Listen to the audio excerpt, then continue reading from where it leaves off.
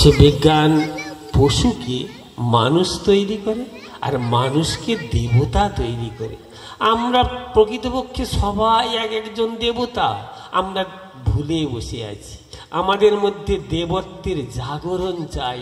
পশুত্বকে বলি দিয়ে আমাদের দেবত্বের জাগরণ চাই। এই দেবত্বের জাগরণের জন্য রীতিমতো আমাদের এই ছেলেগুলো যেমন সংগ্রাম করছে নিজেদের ক্লাবকে ধরে রাখার জন্য, তাদের কিন্তু আগে সংগ্রাম চালাতে হবে নিজেরই বিরুদ্ধে। আমাদের নিজের মধ্যে যে পশুত্ব আছে তাকে বলি দিয়ে দেবত্বের বিকাশের জন্য আমার মধ্যে যে সৎ গুণগুলি লুকিয়ে আছে ওই সৎ গুণগুলির সাধন করতে হবে।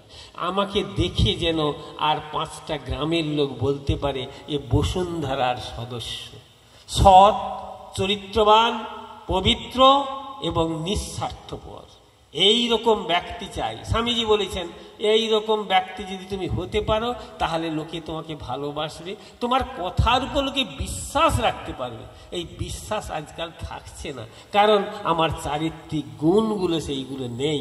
আগে এই গুণগুলোর অধিকারী হতে হবে, তার জন্য নিজেকে সাধন করতে হবে এবং চেষ্টা চালিয়ে যেতে হবে, সংগ্রাম করতে হবে, চরিত্রবান পবিত্র মানুষ হতে পারে, তাহলেই আমি ভালো কাজ করতে পারবো।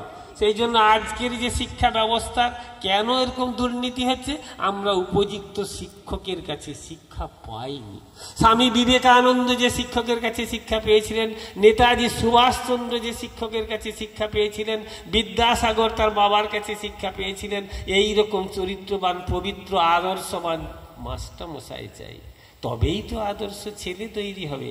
আদর্শ ছেলে না হলে দেশটাকে দেখবে কে? তাই তরুণ সমাজকে এগিয়ে আসতে হবে।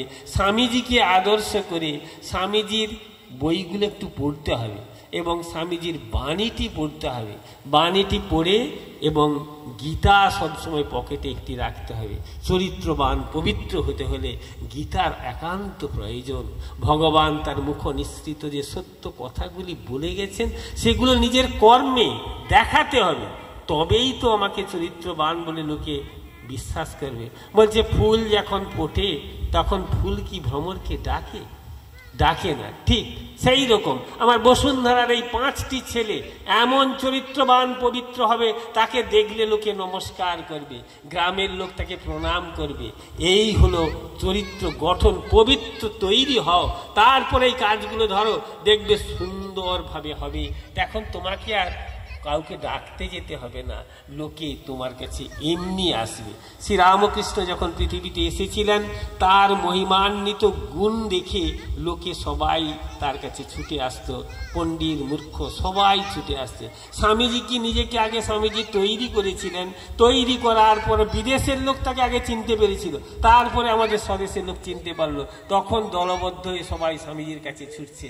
তাই বসুন্ধরার ছেলেদের কাছে আমার একান্ত অনুরোধ, তোমরা নিজেরা তৈরি হও ভালো করে, দেখবে তারা আরো ভালো সুন্দর কাজ করতে পারবে। আজ বছরের প্রথম দিন, এই প্রথম দিনে তোমরা শপথ নাও। মা এখানে বসে আছেন, মা শীতলা দেবী, তিনি তোমাদের আশীর্বাদ করুন। আর গণেশজির পুজোয় তোমরা ব্রতী হয়েছ, আর গণেশ সিদ্ধিদাতা, তিনি সিদ্ধি প্রদান করবেনই করবেন, তোমাদের পাশে আছেন। তোমরা জীবনে আরো বড় হতো, সমাজের বুকে আর 5টা ছেলের মতো তোমরাও যেন আদর্শবান পবিত্র ছেলে হয়ে উঠতে পারো, সমাজের কাজে লাগো। আমরা সমাজে জন্মেছি, আমাদের একটা দায়িত্ববোধ আছে সবার। আমি আমাদের বাবা মার যা পয়সা খরচ করে তার থেকে অনেক বেশি সমাজ থেকে আমাকে নিতে হয় বড় হওয়ার জন্য। তাই সমাজকে কিছু দেওয়ার আছে। নিঃস্বার্থপর চরিত্রবান পবিত্র সদস্য হয়ে তোমরা এই গ্রামের বুকে, তোমরা দেশের বুকে ভালো কাজে ঝাঁপিয়ে পড়ো এবং মা তোমাদের আশীর্বাদ করুন, গণেশজি আশীর্বাদ করুন। এই প্রার্থনা করে আমার ক্ষুদ্র বক্তৃতা এখানেই শেষ করছি।